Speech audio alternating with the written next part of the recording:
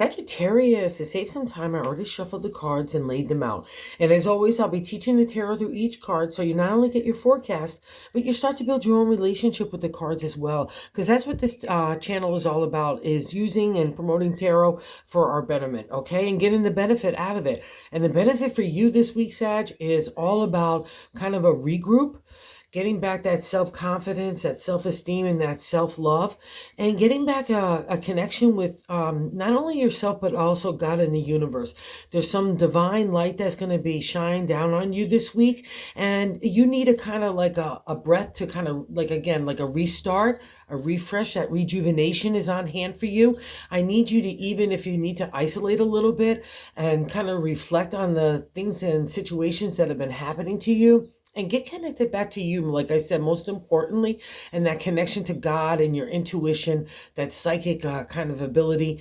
And you're known as the healer to me in my tarot deck. So I kind of want you to give some of that love and vibe back to yourself this week, because that's going to kind of get that flame going of your spirit and your heart. And so you can kind of get that light of enlightenment for yourself this week. And I really need you to do that, because there's a lot going on here. It's interesting. I'll just kick it off, and I'm going to bounce around a little bit, Sag, too, okay? So the Six of Cups in that first card, like the significator placement of the overall reading and the 10-card spread, right? It allows me to look at past, present, and future influences for the week. And the six is all about the past. It's a past reflection card. It means nostalgia.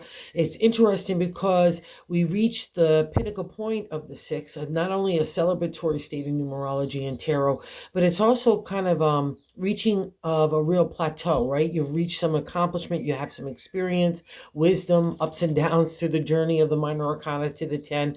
And the six is a past reflection on looking on past stuff that's been happening to us. And it's of the heart because it's the cups. And like I said, it's a nostalgia viewpoint. What's really interesting here is two things. The crossing card is what's not allowing you kind of to move on from that reflection or using it in the most beneficial way. And the High Priestess is a major arcana card.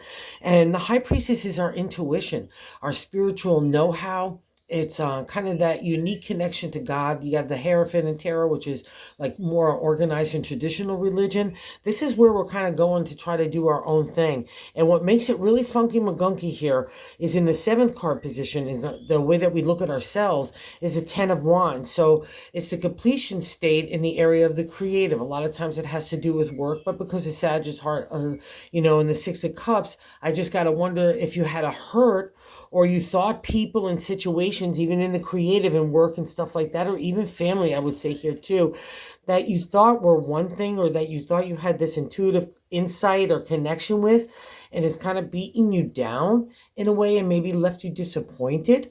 And I'll also say this too, if you're not feeling like you're grabbing onto your intuition, you're not finding direction or insight in that area, that's why you just need to take a calm down and just relax a little bit so you could kind of get that reflective state of mind, right? We're not going to find it in upheaval or just looking backwards. So if you're looking backwards for insight and you're wanting to get back connected with the High Priestess, I would flip her on her side and use it to your advantage. And also too, let's just say, like, you felt like your intuition guided you down the wrong road. It's all about choices as well, Sag. Here, I'm going to say it because in the bonus card, we have the Justice card, which is all great for fine and dandy for law, trust, and contracts. It's wanting to be fair and just. It's wanting to use our intellect, our logic, and our insight in that domain of like the material and that thought process. Strategy, analytical thinking is her domain as well. But she's also reflecting on our past responsibilities and the choices that we made. So just because the nostalgia card is there and we feel like when maybe our intuition led us wrong about people and situations, or you wanted to go back and you got disappointed a little bit there, and it's just kind of taking a big toll on you, that's that 10 of Wands. It's where we stayed too long in an idea. Okay, we know that it's been happening anyway, that there's been a move in a new direction, and a lot of it's had to do with the reflection of the people and situation that touched your heart. So don't linger here, because both these cards are not good in that kind of non-exalted state. And literally the 10 of Wands is good job here, Sagittarius, because you're really taking up the journey of the minor arcana, of the creative idea, but we can't linger there, right? So let's go find our insight, and that's the only, like I said, the only way that's going to happen is in stillness, process and you getting into that prayer meditative state to kind of get that insight that you want from the universe on the next turn. And I'll also say this. Just because the high priestess is in the crossing card, it's still in your good favor. She's such a good gal. She wants to help you kind of find your way out of it. And I'll also, like I said, I'm hopping around it here, is the ninth card placement is our hopes and fears. And that's the Hermit. It's another major arcana card. And we've got four of them here. So five of them. So six of them. So whoa, it's more than half the spread. So we've got a real life shift here. But again, it's about a regroup. You getting to kind of decipher stuff and also cut yourself some slack, because the Hermit is like in that hopes and fears.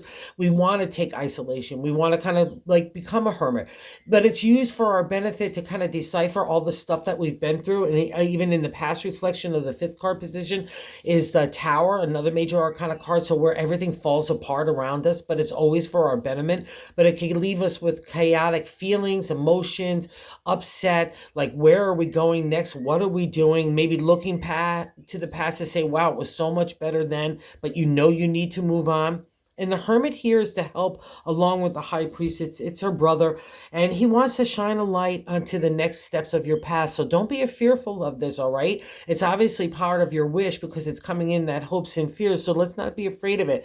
And I'll also give you insight here. If there was people in situations that were shady or just didn't live up to expectations of your character and your integrity, that's part of the Hermit's job as well. He has that big sheath and cuts away the BS. He's got the raven on his shoulder. He's got a special connection to God. He's a spiritual warrior to me because it's like the frontline lessons of enlightenment. So you learn that kind of stuff, and then you have to retreat, and then you circle back, release it, and now you're right back into going back into the thing of things. But it's a part of the cycle of where we need to go. We just hit a Mercury retrograde, and for those of you who might not be aware, Mercury retrograde messes up our communications, including in our own mindset, electronics, just makes mumbo jumbo stuff everywhere, and it's just kind of a pain in the butt. But it also, again, can mess up with our thinking, and I don't want that to happen now, especially in reflection of that past reflection of the fifth card, the Tower. It really leaves us shaken. And because it's sitting under the 10th card position of what's happening in the outcome card, another major arcana here, the Empress, it's nurturing and we need to take care of ourselves. But a lot of times to me, when it appears in a reading, we're taking care of a lot of other people. We might be getting a little bit like, hey, y'all, like bipolar in a way of our thinking is like 1 minute I'm all summer, spring and summer, and the next minute I'm all winter and not even fall really. So I'm going for 3 seasons, not even 2, right? So it's like, it's the Empress is where we need to cut ourselves some slack, where we need to be gentle with ourselves, know that we're being a good job. If you're looking and taking care of other people or being a parent in any way, shape, or form, or a caregiver, it's a reflection that you're doing a really good job. So settle down again, just so you can get into that mindset of positivity. You could grow new kind of thoughts in the area of our thinking and our heart. With the Empress, she's got that special magic because she's a manifest of that seed of thought that can make a harvest for tomorrow. And that's kind of where you're going right now. I need you to kind of plow under the old debris of the weeds of yesterday and maybe even today, like kind of playing out. But I think it's all about new planting of new seeds. And that's what's also happening in the reflection of the 3rd card placement, is what God likes to help us answer on how doing the direction. And that's why I'm reaffirming that you need to kind of get back to you and understand who you are and the power that you possess from all the trials and tribulations, including the Tower, to get you where you are. And again, I'll say this, you don't get to the High Priestess or the Hermit unless you've been a good egg in a lot of capacity. So it's just another reflection. Just be easy on yourself, nurture yourself, and nurture other people. Once we're feeling a groovy vibe like that, it's easy to put out for everybody else. And I feel like you're really tight right now. And what you need to do is just relax and reflect. And that's the Queen validating who you are. The Queen of Pentacles is the queen of the material. A lot of times with work and our health and our bodies, our community. But I also find it's just the more and more I do tarot, it's also touching our relationships and our family and stuff like that in our heart. But she's a queen. She's a royal leader in the area of that. She's loving. She's considerate. She's compassionate. She's just. She's wise. She's a mentor. She's a teacher. Kind of all the exalted state of Sagittarius. So I want you to buy into that, especially in that 3rd card position. It's God's answers to us. And I even have better news for you. In the fourth card position, out of the Tower, and the lessons of getting to the Hermit and the High Priestess. So don't block your intuition here, Sagittarius. You rule that kind of domain in a lot of ways, all right? In the fourth card position, we have the Star. Oh, so whatever has happened here has really left you kind of brokenhearted, broken in a lot of different ways, but it was all meant for your betterment to move you in new directions. And we're going to get to that in a second. But here's a validation of those tough times. The fourth card position is what the base of the matter in the 10-card spread, but I like to say the gut feeling, the way that we're internally feeling along with that 10 of Wands about ourselves. The Star is a major arcana card, and folks, it's one of the toughest cards in the tarot deck to me, because it literally brings you to your knees. It's a dialogue in your head that's only between you and God and the universe. It can't even cross your lips to other people, right? It's Shadowland. It's having hope and faith materialize in a way that you never thought could before. You'd always thought maybe you had strong hope and faith, but the Star is asking you to really manifest that in your life. It's a kind of a let go, let God kind of arc for me. It's not a small time frame. It's life lessons, because that's what the major arcana cards are. But it means you did it, and it's a karma card to me, because the light is starting to shine around you like starlight, right? You were looking for any kind of light in the darkness, and there's stars, right? That light that's leading you into that next, adventure, that next enlightenment, the next avenue of your life. That's the Star, and it's a karma card to me. I've never read it in a book or anything. I've just done tarot too long and experienced myself. There's a big reward for letting go and letting God and having that hope and faith. So pat yourself on the back. And again, that's a reflection of the exalted state of Sagittarius. Just kudos to you, Sag. You really deserve this new turn on the wheel. And we're getting a reflection of that, of what's happening right now as well. The 8 of Cups.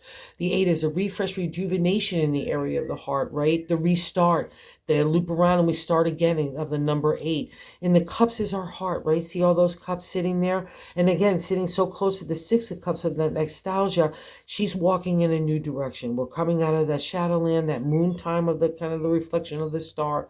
And again, the Hermit and the Hierophant, they're going to take you through dark times to get real about yourself and about the people and situations and what's really important for you, where your character, your integrity, as well as the things that your heart's desire. And the 8 of Cups is going to start that journey to build something new. We don't know exactly where we're going with the 8. It could be like a rushy feeling to us too as well. Like we're like, whoa, we're being pushed along. But that's God in the universe lending you a little kind of pat on the back, saying, let's go move in a new direction. And it's okay. Don't be scared. Let's be hopeful. You've got the wherewithal. And more importantly, let's just take our time for ourselves to give ourselves that self-love, that nurturing, and that connection to God, because that's the overall part of the reading, all right? And how other people look at you is so beautiful here. We got 2 queens in addition to all these heavy hitters in the major arcana. And how other people look at you as the Queen of Cups. She's ethereal, she's mystical, she's spiritual, she's magical to me. She's got her feet in the water, which is a representation in tarot of having psychic ability, having intuition, having a connection to God, looking and striving for our betterment through enlightenment and that connection, right? That's the Queen. She's unconditional and she's loving and she's giving, but don't mess with her either. She'll give you that dose of kind of an intellect of tough love, right? Because she knows it's for your betterment. And that's how other people look at you. And regardless, these queens are mentors, they're teachers, they're leaders, they're healers. So kind of buy into that vibe for yourself this week, okay, Sagittarius? And nothing to be afraid of. And I'll just get into the bonus card here, that Justice card. Again, anywhere we have law and trust and we have that dynamic of wanting things to work out in our favor in those areas, she's great. She's also lets us know that we have the intellect to come to decision making, but also the heart and spirit to balance that out, to be not only fair and just, but be kind, right? And we maybe have to deliver tough things to people, but we could do it with a soft tongue and consideration for other people and their feelings, right? So again, if you're also too aiming that sword at yourself, Sagittarius, in that area of perfection, because we have the Empress here, no, don't buy into any of that. We're all human. That's part of the life lessons. And that's kind of what this reading is. It says you had a lot of life lessons and you're coming out of it. I know you're feeling that. And it's maybe a little reluctant to move in the future because of some kind of disappointments or realistic viewpoints or whatever you had to come to. But again, everything is about for your betterment. So let's, again, take the time this week to reflect on what all that means. And again, let's see where we want to go next when that time does come. Okay, thank you, Sagittarius, for visiting the channel. Thank Thank you for all of you that watch and subscribe and so on. It's just been awesome. And if you haven't subscribed, if you would consider it, that would be so cool, because we are trying to find like-minded people that love tarot. Thanks so much, guys.